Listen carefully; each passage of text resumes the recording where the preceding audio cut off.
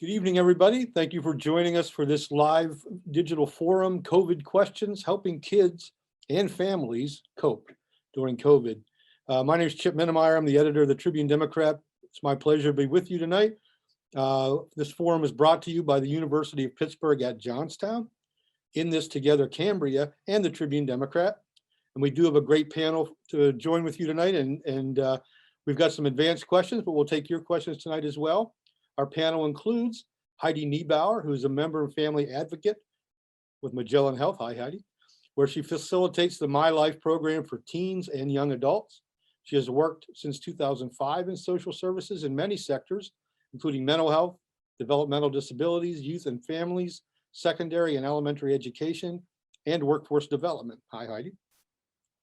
Tracy Tredenick is a licensed therapist with Pediatric Care Specialist Behavioral Health Services in Johnstown. Hi, Tracy. She specializes in the treatment of anxiety, mood disorders, and PTSD. A Johnstown native, she has many years of experience working with children, adolescents, and adult populations as well. Hi, Tracy. And then Martha Faust is a program director for Beginnings Parents as Teachers in-Home Visiting Program. Martha. She helps families with young children build on their strengths and understand their children's actions. She has 20 years of experience working with young children and their families. And I will let the audience know there are a couple of ways you can pose questions to this great group. If you're watching on Facebook Live, you can just simply post right there on Facebook. If you're watching us on Zoom, you can go through the Q&A function on the Zoom session and ask us questions that way. And we do welcome questions from the audience. We're going to start with a few here of our own. And the first question, I believe Martha is going to start us out. Can you talk about how the pandemic is affecting young children, Martha? Hi, so I work with lots of families with children before school age. So we're talking young, and as parents are slowly but surely taking children out into stores or, swim classes now, they're realizing their 2-year-olds have spent half their life in quarantine. And this has been a huge transition for them, and it's having effects that we have never seen in our lifetime. So I think going forward, it's going to be a difficult thing and something that we need to plan on to help our kids to transition back to a new norm as we start to open things up again. And just remembering that everything that's stressing you out stresses your children out. So if you are feeling upset, stressed, overwhelmed, then your 2, 3, even infants can feel that stress as well and may be acting out in certain ways because of that. So just keeping that in mind, whatever you're going through, your young children are going through it too. Either of the other panelists want to address that question? All right. We're going to move over to Tracy with this question. What is trauma? Can you define that for us? How do I know if my child or my teen is struggling emotionally? How do I handle trauma-related stress? Well, let's see. Let's take the first one first. So I define trauma as a deeply disturbing or distressing experience, okay? So most everybody, if not everybody, has trauma, okay? So we all have a journey. Kids have a shorter journey, but we have upsetting events and what I call big traumas and little traumas, okay? Trauma can be subjective, meaning that what may be very traumatizing to me and paralyze me with fear may not for Heidi or may not for Martha. So it is in some regard a subjective experience. In terms of how this actually happens, the hypothalamus in the brain is back here, okay? And so that is where the threat center is. And when the threat center gets activated, that's when it sends the message down the spinal cord, and that's why we get sweaty palms, racing heart, right? And all those kinds of physical symptoms. So that's it for the first part. What was the second part, Chip? Sorry about that. Yes. How do you handle the trauma-related stress you might be experiencing? Well, I think the basics are important, and I'm sure my colleagues would agree. You know, basics like nutrition, good sleep. You know, we might not want to get outside today or tomorrow, but get outside. Like that really can, you know, help act as a protective factor. Another protective factor is social connectedness, okay? And social connectedness has been taken from us. And so the more we can reach out, maybe not limiting social media and news, okay, but reaching out on platforms like this is super important. And I'm trying to think what else. Maybe I don't know if I wanted to do this right away, but I wanted to meditation, if anybody's familiar with that or has done that. I was a skeptic a while back, even though I do this for a living. But it really works. And I have one that I'd like to show everybody. Hopefully I have it up here. Let's give it a whirl. Okay, and it's right here. It's called Insight Timer. And it's a nice, really comprehensive mindfulness and meditation app for any kind of trauma or anxiety or stress. And I just want to point out here, down here, there is a section for children right here. You can teach them how to breathe and meditate. So anyway, I'm sure I have other things to say, but that's kind of encapsulates that. Heidi, Martha, either of you like to talk about trauma-related stress that you've seen from any of the folks that you've been working with?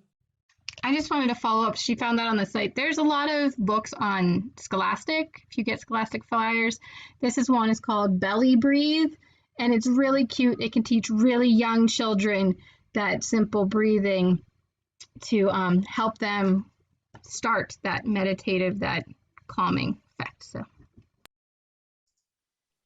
I'll just add, just to go with what Tracy was saying earlier. I was very much a skeptic about going outside every day because I am definitely a person that does not enjoy the winter time. But I bought a coat that's actually warm, and I go outside every day. I went outside just to put salt on my sidewalk today, so that didn't necessarily count. But I did go outside almost every day, and I walked. And I'm a person also just personally who just doesn't deal with the winter very well, but it's actually been able to open my thoughts about it a little bit more. I thought it was just getting into the woods or getting outside and just being like, oh, I guess this is okay. But it's a little bit different than that. So as soon as you get outside and you just think, hey, this world is a little bit bigger than my bedroom. It can really open a little bit of a different aspect of your thoughts. So I wanted to agree with you on the getting outside thing, even in the wintertime, even if it's only for 10 minutes, it does really help. Thanks, folks. I would remind the viewers, you can ask us questions and we will get them answered for you. If you're watching on Facebook, just post there on the Facebook app. If you're watching on Zoom, there is a Q&A function you can just load questions into. And we will move them on to our panelists. So don't be afraid to ask questions. Martha, the next question I have here is for you. How can I help my toddler or preschooler when that child is feeling stress? I think Tracy went over some of the stuff that helping them to breathe. If you start young with that, it makes it easier as they get older. Anything you want your child to do as a teenager or adult, start talking to them about it when they're younger. It makes it easier to have that conversation. So helping them to breathe. Another thing that parents tend to do is if I'm upset, if I'm crying, if I'm having a stressed out day, I try to hide that from my kids because I don't want them to have to feel that. I'm telling you, they're feeling it anyway. Don't hide it. Show how you're handling it and talk about how you're handling it. So, I get a stressful email from my boss saying I made a mistake, and then I stand up and I go for a little bit walk either outside or even in the house, because I don't do outside in the winter at all as much as I can. But like just a walk, and I walk away, and then I come back, or I get a drink of water, or I go and vent to a colleague and say, I can't believe I made this mistake. What is wrong? So then my child sees me doing these things as he is home virtual learning, and he is learning how to do some of these things. When he is getting stressed with the work he's doing, he stands up and he goes and walks to another room, and then he builds with his Legos for 10 minutes and then comes back. So that is going to be so much more effective than me saying, why don't you go do something else? Because it sounds so judgmental when I say it that way. But if he's doing what he sees me do, it's going to be more effective. So that's probably the best way to handle and help your kids. Also knowing what is developmentally appropriate for them. So for a 3-year-old who's stressed, they might throw things, they might bite, they might do these things. So knowing what is developmentally appropriate, or reaching out to someone who can help you handle those things, is going to help a lot. Because if you are stressed and then they are stressed, there's the mirror effect. Then you're going to become more stressed and they're going to become more stressed, and it kind of builds up. So trying to learn and teach together how to handle these stressful situations. Excellent. This question, I believe, goes to Heidi, and this is for maybe older kids, youth who are feeling isolated and sad because they're missing kind of the natural support people in their lives, or we've got this national racial and political uncertainty that we're all wrapped up in right now, and the pandemic. I mean, how do you know what your child or your youth is feeling, your teen, and how do we support our youth in a way that is realistic right now, given all that's going on? Yeah, so I work with an interesting population because I work with kids who are 13 plus and up to adult. So thinking about, I guess I want to mirror what Martha's saying too, is, think about yourself as a young person. Think about, like, just right now, think about yourself as a young person. What do you really enjoy about your life? What got you down about your life? And after we get outside of our adult brain for a second, think about things that are outside of our control. It's scary. It was scary then, it's scary now, and avoiding it is not going to help. So if you're unsure what to say, there's a lot of resources to help us have those tough conversations with young people. And there are going to be some links on the website that I also share to help you have those conversations. Whether it comes to COVID-19 or it's political unrest or racial tensions, there are great resources to be able to help with those conversations. A lot of it is listening, right? So maybe we didn't have that model whenever we were growing up as to how to have those conversations, but we can do that because there are resources for that. And just thinking a lot about this entire time is all about grief. We are grieving a lot of different things and different people and different things that are just normal, quote unquote, in our lives. And this is something to think about.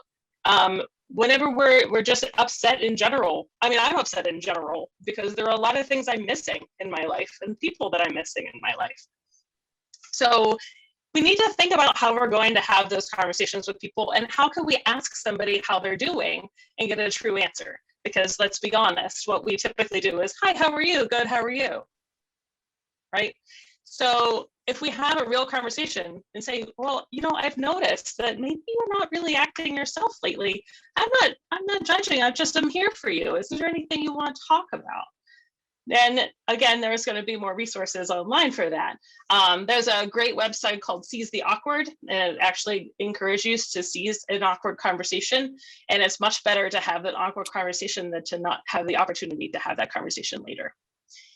So thinking about too the support stuff, right? So where can people be social online that are safe? Because being socially distanced is not necessarily a great term, in my opinion. I think physically distanced is a much better term, simply because we can be social like we are right now. And there are places like I help to run a group called My Life with Magellan here in Cambria County. And we've moved everything online. So we're meeting together online. and we're still able to have conversations. We're able to play games together. We're able to have conversations about things that we might be afraid about, or things that we might just really want to talk about because we don't have anybody else to talk to about them. But being able to be with people who are around our own age, youth, are able to come together and do that. There's also opportunities for clinical interventions, whenever that's necessary as well. I am not a clinician, but I do create those spaces for younger folks. 13 to 23 is the age range that I work with currently. But I also work with adults with my role. But as far as the My Life group, that is the age range. But yeah, there's different ways of being able to connect. There's also social calls. I have all kinds of resources that, again, will be posted on the website. I have all kinds of stuff like that. So I don't want to try to bombard this area with all of that information, but there will be definitely resources. Heidi brings up an interesting point. I'd like to see if any of you would talk a little bit about kind of how telehealth has become a part of your routine, and how much of that is maybe going to stay after we're moving out of the virus. I mean, I think we're seeing that in a lot of businesses, including mine. So some of what we're learning from technology, we're going to keep right on doing. How has that changed out of necessity for the three of you, and kind of where do you see it going from here? Anybody who feels like addressing that? Go ahead. I think, I mean, for me, prior to this, I was having everybody come into the office. And the telehealth, there's pros and cons. Some of the pros are some of my patients or clients that live far away, right? Like I could see them today when they couldn't make it in here. So the access is better for people who maybe have barriers to transportation, or it's going to be interesting to see what happens with kids or families or anybody else who lives, like who I normally wouldn't see because maybe they're in another county. So that's kind of been interesting. On the other side, there still are glitches. And I may have somebody I may be having a difficult session with someone and suddenly we freeze, right? So I'm hoping that those kinds of issues, I think they're getting ironed out as we go, because this has been learned at the speed of light for me. But I see it staying, Chip. I mean, I really do, in some form. Either of the other two want to tackle telehealth? At the Parents as Teachers National Office actually started a few years ago looking into what it would be like to do visits through phones and through Zoom and things like that, because of individuals who live in North Dakota, and in the winter they don't go anywhere. You can't, and the snow can be so deep that you can't leave your house. So how do we help families who are literally stuck in their homes?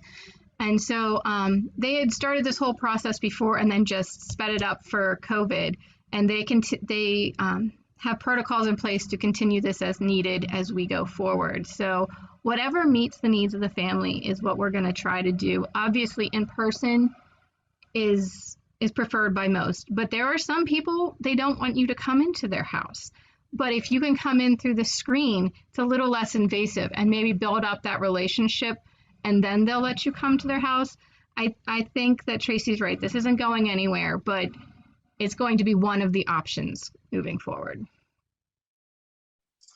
I really hope that will continue to be an option as well. I think that more people, we're seeing on the Magellan Health side, that more people are able to make their appointments where they might have had transportation issues or weather-related issues.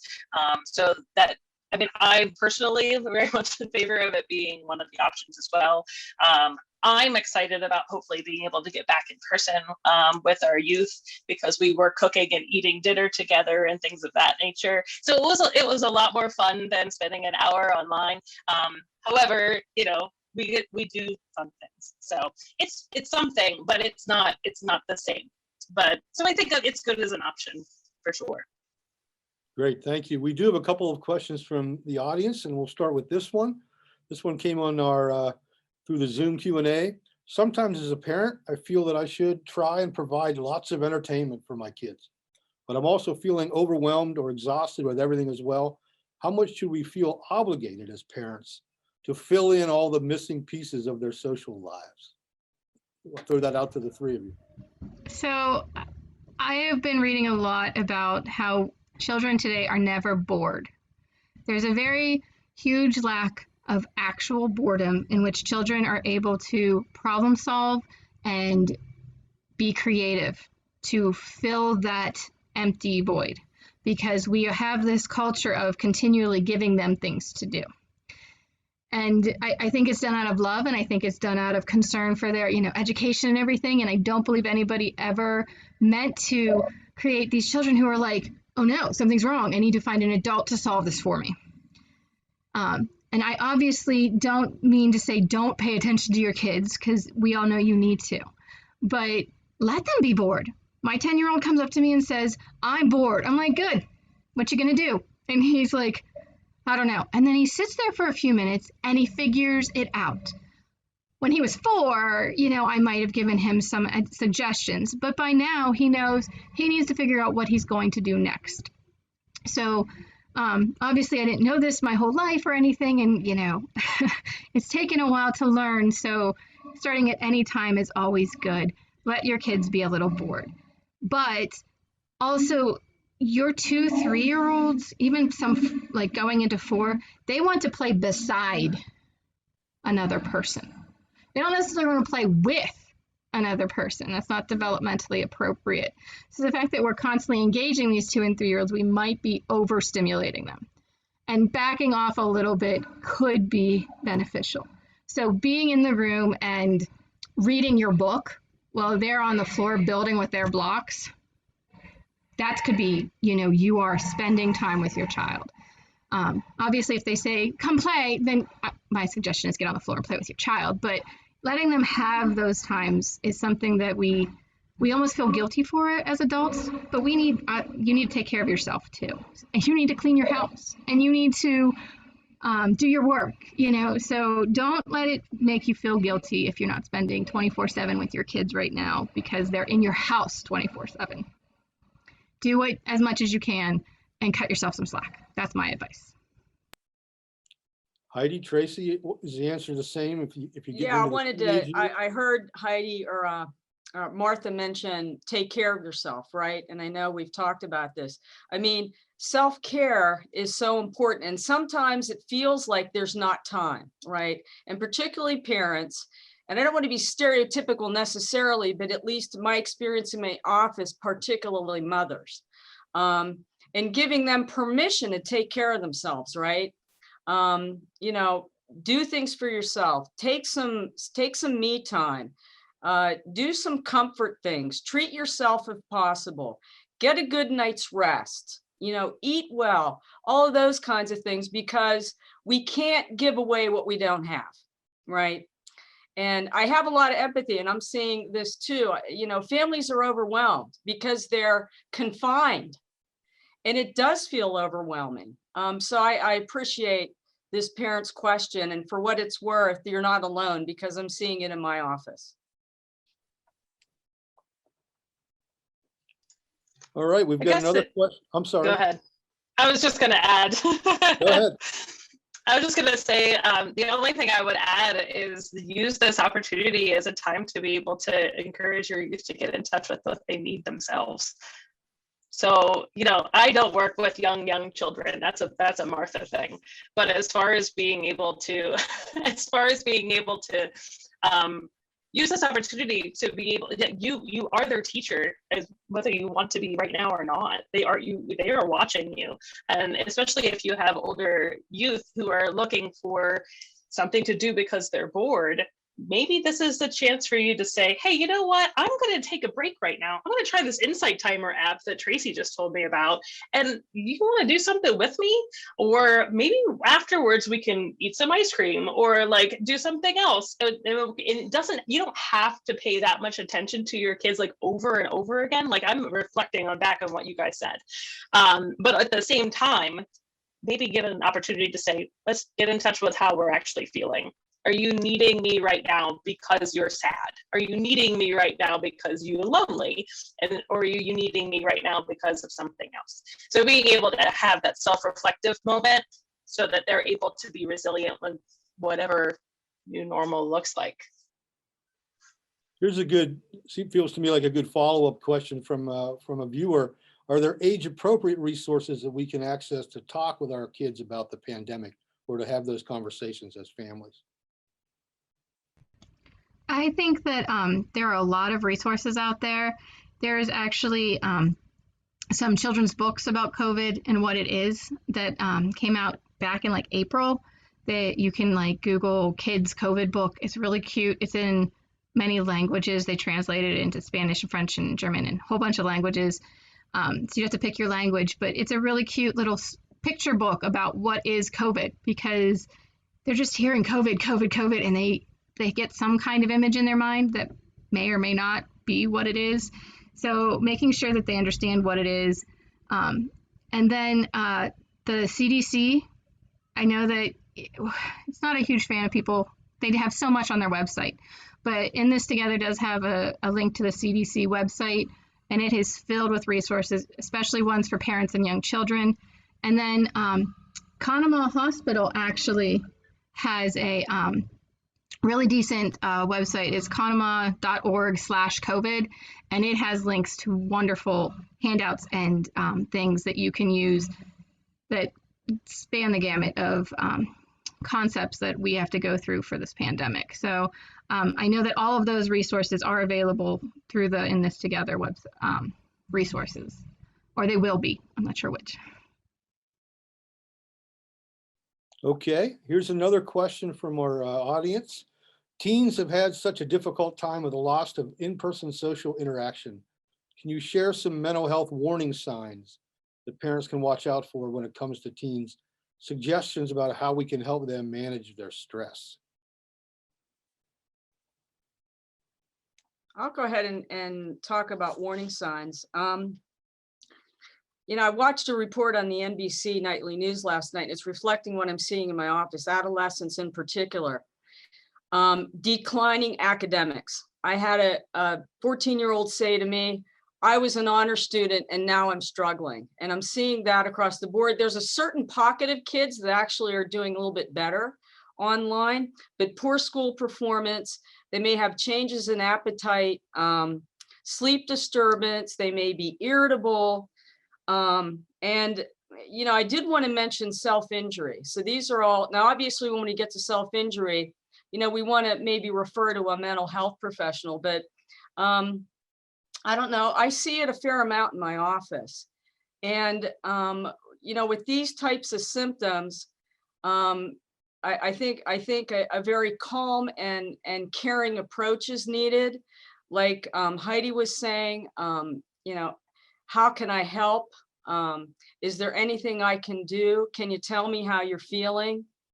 And particularly with the self-injury stuff, younger children will do this in a sense. They may bang their head off the floor or off a table.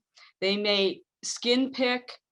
Older kids and adults, may cut themselves or self-injure in other ways. And, an appropriate response to that, again, is neutral. Kids self-harm because they're experiencing uncomfortable feelings. So some parents, I think with good intentions, have chastised or punished kids for doing this. I really recommend, not doing that and taking a more neutral approach. But kids can have certainly lots of symptoms, and those are some that I wanted to mention. Heidi, you were nodding while she was talking. Do you have anything you wanted to kind of contribute and kind of follow up on that answer? Yeah, I'm a big nodder, but I am definitely, I definitely agree with everything that Tracy was saying. I feel like those are warning signs that are happening regardless of the pandemic. But yes, if people were having issues before the pandemic, then they're exacerbated at this point. That is absolutely what I'm seeing as well. And it is really hard to be able to try to feel like you're by yourself. I mean, again, if we go back and think about what we felt like whenever we were growing up, we felt like we were by ourselves too, just just like they are now, and also feeling like there's nowhere to go. So in some folks, I'm talking about folks, but I'm talking about teenagers, they may not be in the best of homes. And I'm not saying that's not anybody that's here on this call, but if you know of somebody who isn't necessarily doing very well, they may need to have a conversation about something that might not involve their people that they live with. And I am starting to see that as well. So being able to just be open and be aware of what might look a little bit odd in your life, asking those questions and trying to be very non-judgmental, because you don't really know exactly why a behavior is happening. You just know that the behavior is something that you're noticing. I just want to add really quickly on that. I don't have a lot on this, but I do know a lot of children and a lot of parents are stressed because there's no student-teacher interaction. And the Cambria County Library, if you have a Cambria County Library card, you get free access to tutor.com, which is a free, through Cambria County Library, you can get access to a live tutor who will do a video conference and tutor you with whatever it is. You get to go on and do it. So if that's part of your troubles, please you can do it all virtually. You can go to the Cambria County Library website, get a library card, and that night they will send you an email with the code. And that night, that very time, you can get a tutor to help you or your child or both to do whatever might be one of the core things, address an issue that might help. I just wanted to throw that out there. This isn't my area. Sorry. Fair enough. Here's another question from one of our viewers, and it focuses on teens, but it might be applicable to younger kids too. What can we do to get shy, reluctant teens to open up and connect with others during the pandemic when they just resort to their phones or endless YouTube videos? Some smiles on the panel. How do you break that? How do you break through that? Anybody? Can I respond as a former? That's definitely a tough one, because this is these sides of kids that maybe they're not social and they're actually preferring to stay at home, right? And so if I have a child that has, is socially anxious and they have kind of fought or given a hard time about going to school in the first place, they're now comfortable. We're going to be in for a rough ride when school fully engages again. So the treatment for, kids who aren't socially connected or any kind of anxiety is social connection, right? So exposure. And so one thing we can do with kids that maybe is help script, I do scripting with them, teach them how to enter conversations, teach them how to introduce oneself. My name is Tracy. What would you say? What's your name? And I role play with them, engaging them in activities, hopefully that they're interested in. I know it's a challenge. I mean, I will grant you that it's a challenge. And back to those non-social media platforms, if they can get engaged in any kind of activities, I encourage that. Maybe you guys have suggestions for specific activities. I can't think of any right now. I was just going to say, as a former, quiet, shy teenager, obviously I'm not quiet and shy anymore. Let me get there on my own, maybe not push too hard. Everything's difficult right now, and this might be just their coping mechanism. But the exposure, and they're going to have to get back in eventually, but maybe try not to push too hard. And then I highly recommend My Life. I know people who do the My Life through Magellan, and they think it's wonderful. So that might be something too. Oh, good. I'm glad to hear that. Yes. So it is hard. Like, I think that what's going to end up happening, like Tracy's saying, is that for those of us who are more introverted, there were some benefits to working at home or schooling at home. And then there will be an adjustment period for all of us whenever we get back to whatever that looks like next. But I would absolutely say the same. I would say that encouraging people to at least try it once, because who knows? And the cool part about it, this is how I would trick my kid into doing it, I guess. The cool part about it is that if it's really terrible, you can end the meeting. You can go away. You can hit, nope, done. And then, oh, my internet, right? You can try it out. It's different from, we drove 20 minutes and then we went there and then we had to do this and then I had to stay there for 4 hours. You could just try it. And if you try it and it's great, cool, and you can go back. And if you try it, it's terrible, we never have to do it again.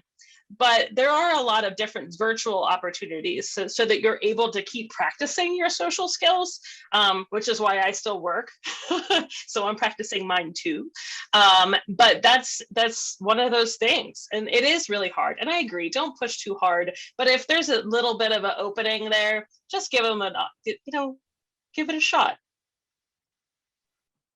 Great stuff, guys. Thanks a lot. I would remind the audience, you can ask questions. You can ask them directly on Facebook Live if that's where you're watching us. If you're watching us on Zoom, there's a Q&A function. You can type your questions in there and we will bring them to the panel.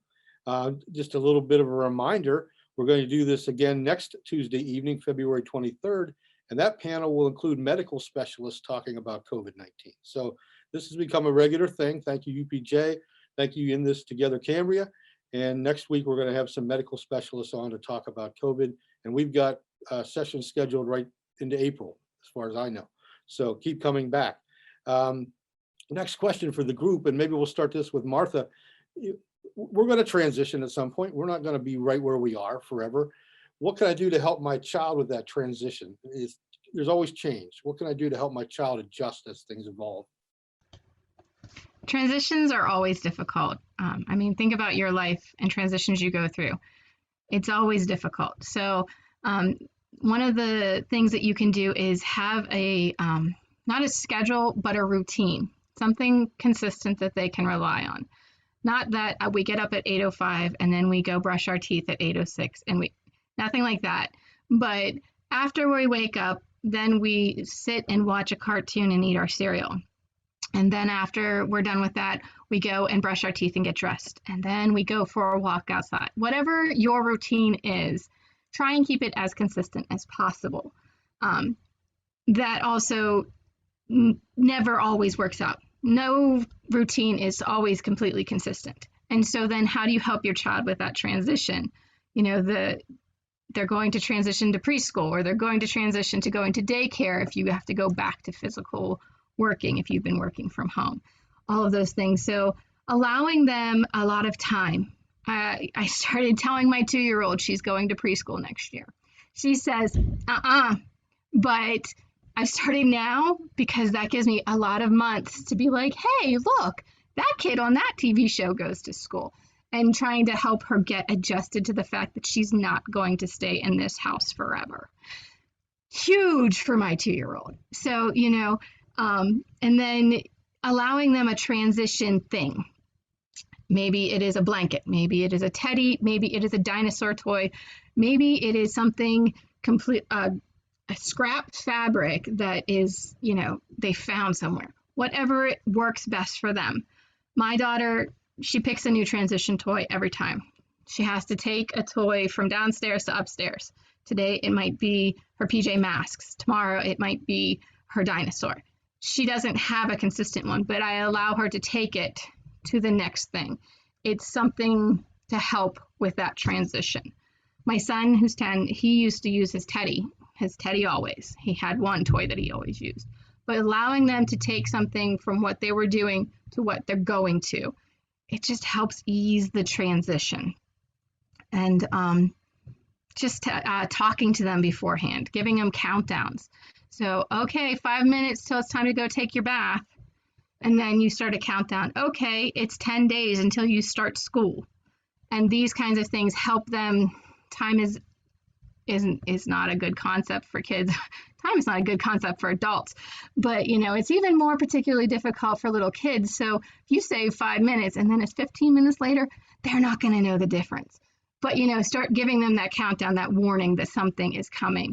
So transitions are hard, and just some easier things to help with that transition. Martha mentioned time. We've probably got 10 to 15 minutes left in our session. So if you have questions, please post them on the Q&A at Zoom or on Facebook Live. We do have a question from Facebook. This is for anybody on the panel. What are your thoughts about resiliency and how that affects kids, youth, teens, maybe in different ways? So the question was about resiliency. Floor is open. I'm not going to answer it. I'm not give it a the go. trained person here. What is Um, resiliency? So, I think generally speaking, kids, just as a cohort or an age group, are very resilient. I think that's kind of like the saving grace in this whole thing. If we take the student I referred to earlier, she was back in school this week, and her spirits are lifted. She feels better. She had the social connection where, this particular person saw them a number of weeks ago and met criteria for a clinical disorder. Okay. And now we're starting to transition out of that. And that happened fairly quickly. I mean, that's happening fairly quickly. Now we'll see what lies ahead. And I know Heidi mentioned kids with underlying issues. That may be a little more challenging, but I talked about protective factors, right? The basic, family bonding, people modeling, taking self-care, engaging, social connectedness. And I don't know, some people may have faith in their life. Okay. Some of these kids are missing going to Sunday school if faith is important in their family. I know a lot of churches or synagogues or mosques are going online. And so those types of things can help, foster and nurture resiliency, I think, in all of us, not just kids. So that's my 2 cents. Kids are more resilient than me, that's for sure. Put out the last call for questions from the audience while we go through one more in our prepared questions list. This is for each of you in turn, and we'll start it with Heidi. What's one thing you think we can add to our toolbox to help us through the coming months and years? Well, I would definitely say that always remind yourself and your youth and whoever you're working with and whoever you know that asking for help is important, and that their feelings are valid. No matter what the changes might be coming, whatever might already changed, whatever we might be grieving, whatever things are going on, those feelings are really just a shift in energy that gives us an opportunity to say, hey, there might be something I want to check in on here. And it doesn't necessarily mean that it has to be something that's a clinical problem, but it could be something that's like, hey, I'm really feeling sad. I wonder what that's about. And then being able to figure out what kind of resources we can use to make ourselves feel a little bit better, and just being able to feel sad whenever we're sad, and being able to make that okay. It's okay to not be okay, and being able to be okay with not being okay. And then we can move on from there and ask for help when we need it.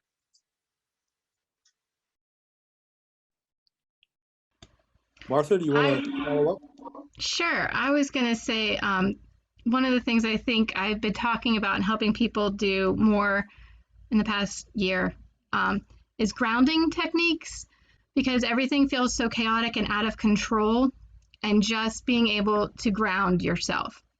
And there are a lot of different grounding techniques.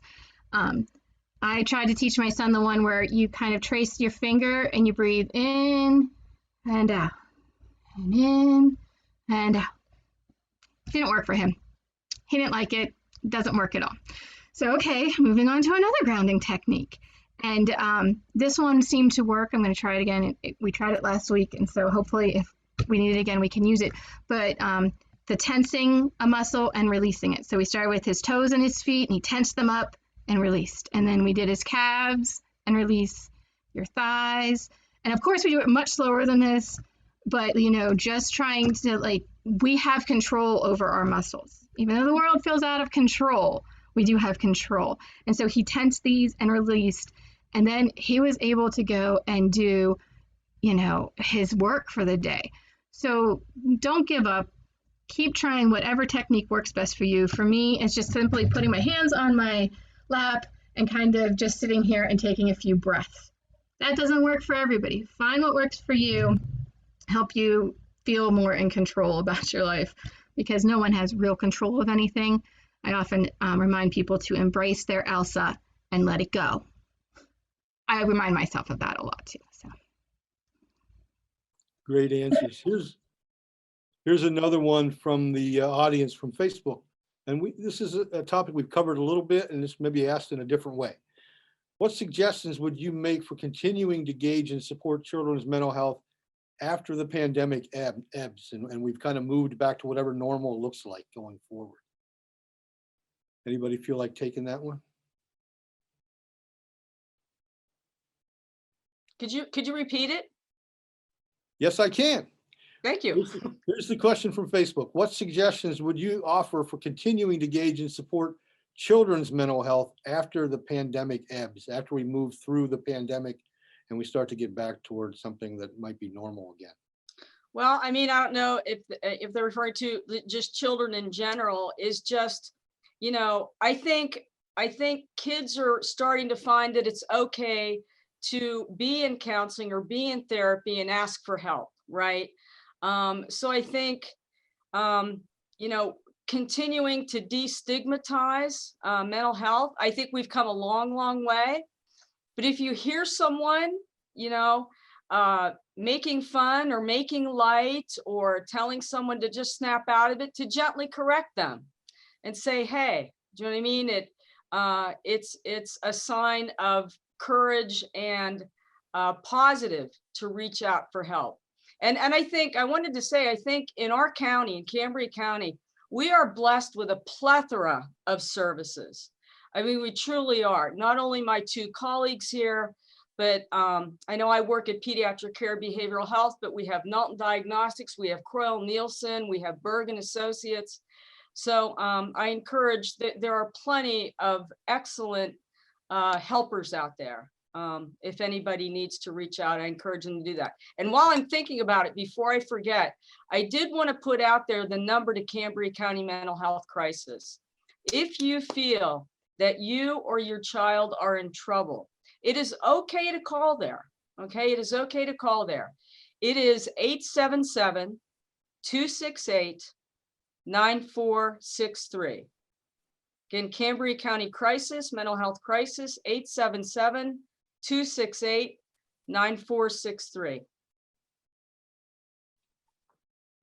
Excellent. Thank you, Tracy. Anybody else have parting comments? We've come to the end of our time together.